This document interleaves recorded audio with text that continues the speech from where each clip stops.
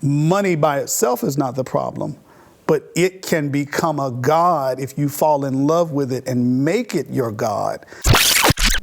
Elon Musk is worth $250 to $300 billion, richest man in the world. And so just that amount of wealth makes me suspicious of Elon Musk. Matthew, I think 1924, eye of the camel, blah. And so what should, when I hear that someone's that wealthy or just wealth in general, what does the Bible say about men or women of great wealth? Are they more prone towards a satanic arc than the more financially humble? Well, I think that when you're really wealthy, it makes you depend on yourself and you depend on your money. Jesus tells the story of a man, things were going well, and he thought, man, I've got a lot here. I'm going to build a bigger barn. So he builds the bigger barn, and then God comes to him and says, you're foolish. You've invested in this world, and tonight your life is going to be demanded of you, and then what will you have? Because you haven't stored up and made yourself rich before God. So I think there's two things. One is you're trusting in that which is going to fail you. Secondly, you're making it an idol that you put before God, and that's extremely dangerous. Now, it's possible to have wealth.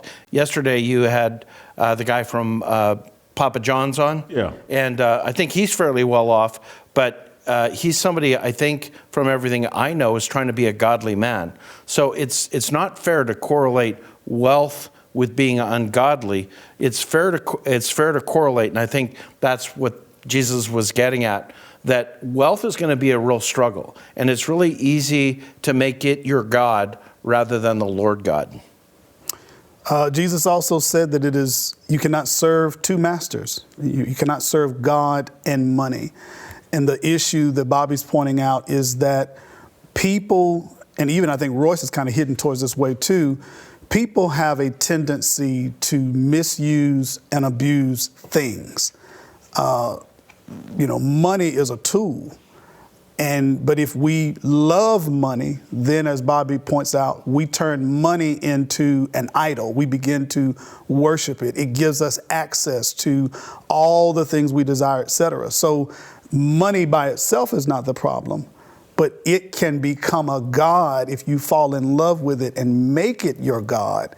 And even what we put into money, the passage that you bring up where Jesus talks about how difficult it would be for a rich person to enter the kingdom. That's the point that he's making. It's not impossible, but it's extremely difficult because you're having to live every day turning yourself away from what your money can access. So unless you have a heart that is sold out for God, the way God feels about himself, he is the God. He will not be number two on your list. If he's not number one, take me off the list.